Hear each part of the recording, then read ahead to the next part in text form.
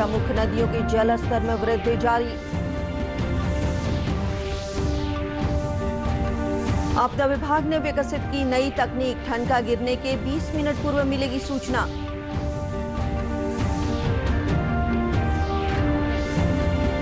Supreme court ने CBSE के आंतरिक आकलन के आधार पर परीक्षा परिणाम देने की मंजूरी दी।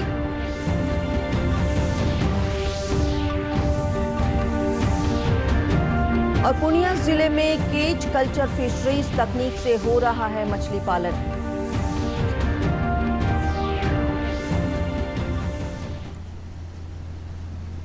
नमस्कार, मैं स्वास्तिका और अब समाचार विस्तार से। मौसम विज्ञान केंद्र ने 28 जून तक प्रदेश के अधिकांश स्थानों पर भारी बारिश और वज्रपात को लेकर हाई अलर्ट जारी किया है। राज्य में नेपाल से सटे जिलों, उत्तरी और मध्य बिहार के जिलों में लोगों से सतर्कता बरतने की अपील की गई है। पिछले 48 घंटों में राज्य के कई स्थानों पर मध्यम से भारी बारिश हो रही है। पटना और आसपास के जिलों में सुबह से रुक रुक कर बारिश हो रही है।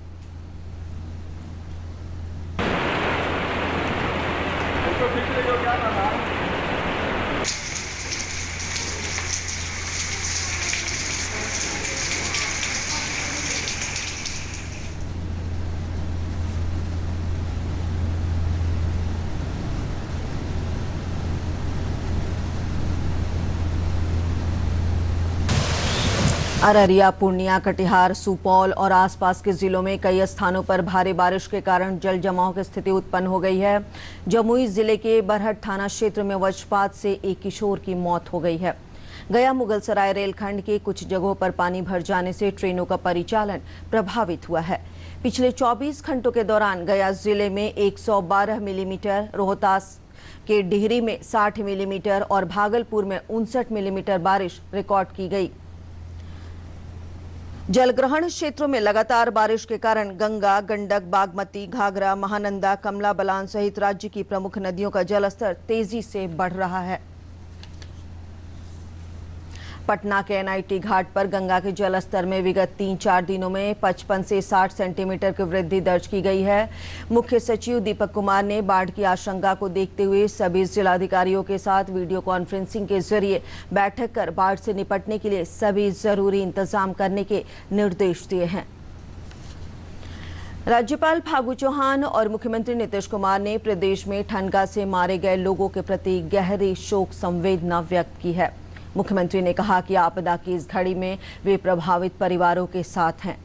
मुख्यमंत्री ने मृतक के परिजनों को 4-4 लाख रुपए अनुदान देने का निर्देश दिया है।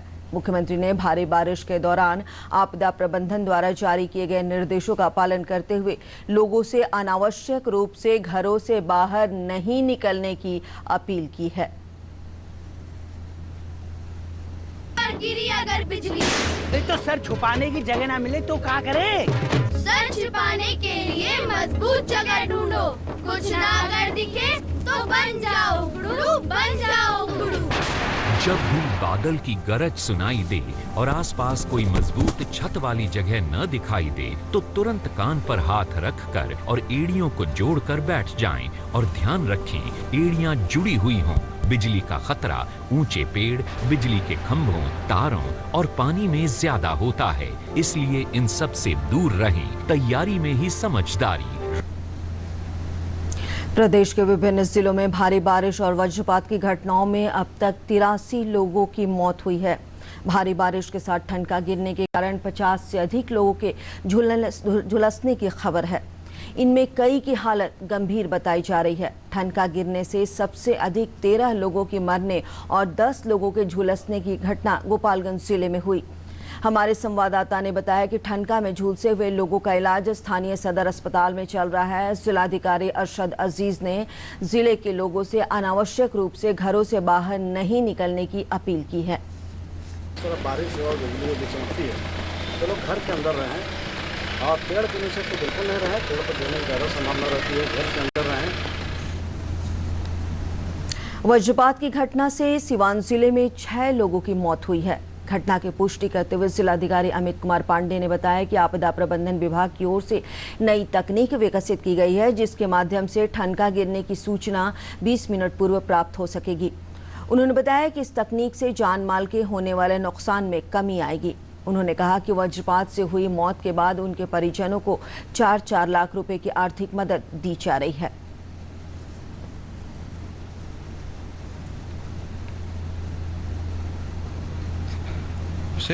और उससे काफ़ी पहले से ही लगभग 20 मिनट पहले हम लोगों को अलर्ट मिल जाएगा अब से कि कहाँ पे बिजली गिरने वाली है।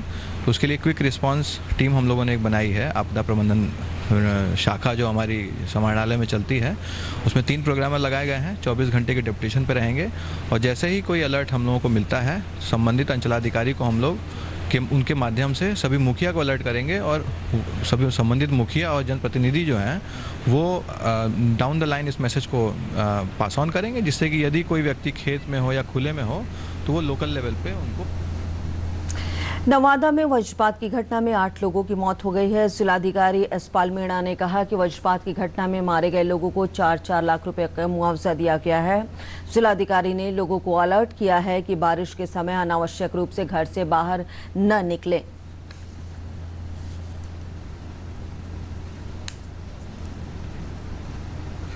तो सभी जिलावासियों से मेरा ये विनम्र अनुरोध रहेगा, अनावश्यक रूप से बाहर ना निकलें और बारिश के मौसम में अनावश्यक तरीके से खेत खलिहान में या मार्केट में नहीं जाएं। और खबरों में आगे बढ़ते हैं। उच्चतम न्यायालय ने सीबीएसई और आईसीएसई बोर्ड की 10वीं और 12वीं की रद्द परीक्षाओं के लिए आंतरिक आकलन के आधार पर परीक्षा परिणाम जारी करने के बोर्ड के विकल्प के मसौदे को मंजूरी दे दी है।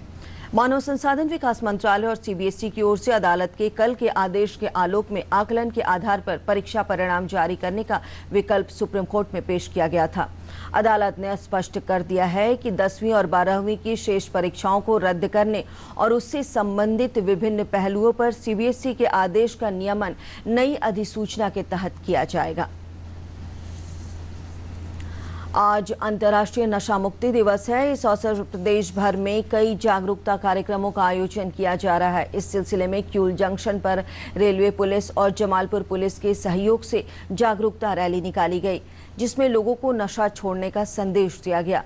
इस अवसर पर आरपीएफ के अधिकारी मौजूद थे। इस रैली में कई महिला पुलिस कर्मियों ने भी शिरकत की।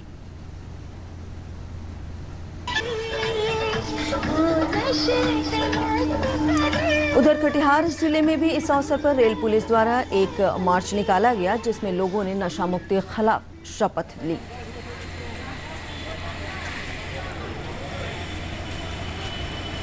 मैं जहाँ भी पदस्थापित रहूँगा समाज को नशा मुक्त बनाने लोगों को इसके दुष्प्रभाव से अवगत कराने में सक्रिय योगदान करूँगा। बात करते हैं कोरोना की। राज्य में कोरोना से अब तक 77% लोग ठीक हुए हैं। स्वास्थ्य सचिव लोकेश कुमार ने वीडियो कॉन्फ्रेंसिंग के माध्यम से बताया कि ठीक होने वालों की संख्या बढ़कर 6,669 हो गई है, जबकि सक्रिय मामलों की संख्या अब 1,885 रह गई है। 189 कोविड-19 पॉजिटिव मरीज ठीक हुए हैं और अब तक कुल ठीक हुए व्यक्तियों की संख्या हो गई है 6,669।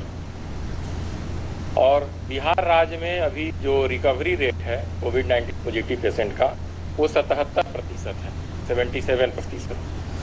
कल हम लोगों ने 7,906 सैंपल्स की जांच की है। आप देखेंगे कि हम लोग जांच की क्षमता उत्तरोत्तर बढ़ा रहे हैं। न केवल क्षमता बढ़ा रहे हैं बल्कि वास्तविक जांच भी आप लोग ज़्यादा से ज़्यादा करने की कोशिश कर रहे हैं। वहीं सूचना एवं जनसंपर्क विभाग के सचिव अनुपम कुमार ने बताया कि राज्य में लाभार्थियों के बीच राशन कार्ड वितरण का काम तेजी से चलाया जा रहा है। विभिन्न योजनाओं के अंतर्गत अब तक 8 करोड़ 46 लाख मानव दिवसों का सृजन किया जा चुका है। 1,02,000 परिवारों को अभी तक राशन कार्ड इनको जनरेट किया जा चुका है इसका, और जो वितरण कार्य भी प्रारंभ हो गया है और अभी तक 14,100 कार्ड वितरित किए जा चुके हैं और 15 जुलाई तक इस वितरण को पूरा कर लेने का लक्ष्य है। रेलवे बोर्ड ने सभी नियमित मेल, एक्सप्रेस और उपनगरीय सेवा की ट्रेनों का संचालन 12 अगस्त तक निलंबित कर दिया है। रेलवे की जारी विज्ञप्ति में बताया गया है कि देश में कोरोना के बढ़ते मामलों को देखते हुए ये फैसला लिया गया है। रेलवे के अनुसार राजधानी मार्ग पर चलने वाली 12 जोड़ी स्पेशल ट्रेनों और 1 जून से शुरू हुई 100 जोड़ी अन्य ट्रेनों का परिचालन होता रहेगा। रेलवे ने कहा है कि 1 जुलाई से 12 अगस्त तक बुक कराए गए टिकटों को स्वतः रद्द माना जाएगा और यात्रियों को पूरा रिफंड देगा। इससे पहले रेलवे 30 जून तक नियमित ट्रेनों का परिचालन रद्द कर चुका है। बाबा रामदेव की दवा कोरोनिल पर रोक लगाने वाले डॉक्टर मुजाहिद हुसैन को आयुष मंत्रालय से हटा दिया गया है। इस तरह की खबरें सोशल मीडिया पर फैलाई जा रही है कि मुजाहिद हुसैन जैसे लोग ही सिस्टम में बैठकर आयुर्वेद का प्रचार नहीं होने दे रहे हैं। हालांकि बाद में जब इस खबर पर पीआईबी ने फैक्ट चेक किया तो पाया कि आयुष मंत्रालय ने हाल के दिनों में किसी भी डॉक्टर या चिकित्सा अधिकारी को किसी भी ड्यूटी या सेवा से नहीं हटाने का आदेश दिया है। पीआईबी ने कहा है कि इस तरह की खबर बेबुनियाद और भ्रामक है। पूर्णिया जिले में नीली क्रांति योजना के तहत जल स्रोतों का इस्तेमाल कर अनूठी योजना की शुरुआत हुई है। जिले के दरियापुर गांव से सटे चंदेश्वरी जलाशय को केज कल्चर की नवीनतम तकनीक से जोड़ा गया है। इस तकनीक की मदद से 1 एकड़ जल क्षेत्र में डिमांडिंग मछलियों का पालन किया जा रहा है। पेश एक रिपोर्ट। जहां मछली पालन के लिए केज कल्चर तकनीक का इस्तेमाल किया जा रहा है। इस तकनीक के माध्यम से मछली पालन में 100 मछुआरों का परिवार सीधे तौर पर जुड़ा है। केज कल्चर तकनीक के प्रयोग से मछलियों के इधर उधर भटकने की संभावना कम रहती है। मछुआरों का कहना है कि केज कल्चर तकनीक के लिए सरकार की ओर से 50% सब्सिडी मिलने से लागत कम हो जाती है। गरीब मछुआरों के लिए सब्सिडी निकला हुआ है। अभी इसमें मछली हमारे 100 ग्राम से 125-150 ग्राम तक हुआ है। अभी नॉर्मल हमारे महीना से 1.5 महीना हुआ है डालने से मछली नहीं पड़ेगी। एक बार हम लोग का यानी कि इसका बारे में एडवर्टाइजमेंट हो जाएगा तो खुद लोग आएंगे यहाँ मछली लेने के लिए। जैसे बहुत सारा सुविधा हो जाएगा तो वो बाद वाली बात है। कितना समय लगता है? समय सर आपको और जितना बढ़ाइएगा ना उतना समय लगेगा।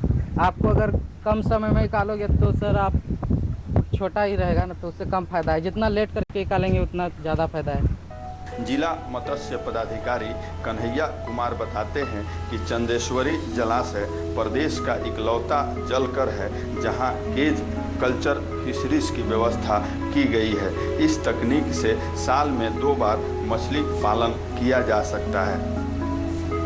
बिहार का इकलौता योजना है जो हम लोग पहली बार डेड रिवाइंग सिस्टम में यानी असबो लेक में शुरू किए हैं। यहाँ इस योजना के तहत लगभग 100 मछुआरे मिल के योजना अभी चला रहे हैं, जिसमें इस योजना में लगभग 50% सरकार की अनुदान दिया हुआ है। और ये ऐसे में यहाँ इस केज कल्चर में प्रत्येक केज में 3000 पॉलिशियस फिश स्टॉक की है, यानी 48,000 टोटल पॉलिशियस फिश का संचयन हुआ है। केज कल्चर तकनीक को प्रदेश के अन्य जिलों में अपनाया जाए तो निश्चित रूप से मछुआरों की आर्थिक स्थिति में बदलाव लाया जा सकता है। पूर्णिया से जयप्रकाश मिश्र की रिपोर्ट के साथ दूरदर्शन समाचार पटना। प्रदेश भाजपा कार्यालय में आज स्वामी सहजानंद सरस्वती की 70वीं पुण्यतिथि पर विशेष कार्यक्रम आयोजित हुआ। कार्यक्रम में प्रदेश भाजपा अध्यक्ष संजय जायसवाल, स्वास्थ्य मंत्री मंगल पांडे, कृषि मंत्री प्रेम कुमार उपस्थित रहे।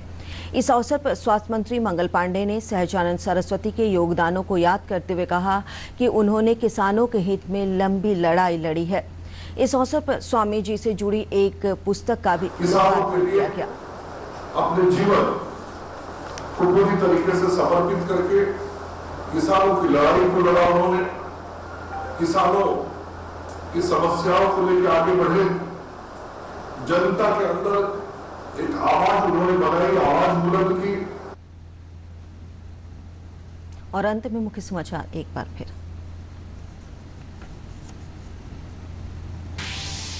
पूरे प्रदेश में हो रही बारिश से राज्य की सभी प्रमुख नदियों के जलस्तर में वृद्धि जारी।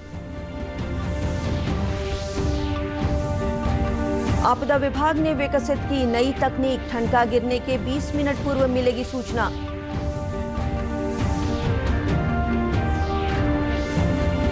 सुप्रीम कोर्ट ने सीबीएसई के आंतरिक आकलन के आधार पर परीक्षा परिणाम देने की मंजूरी दी।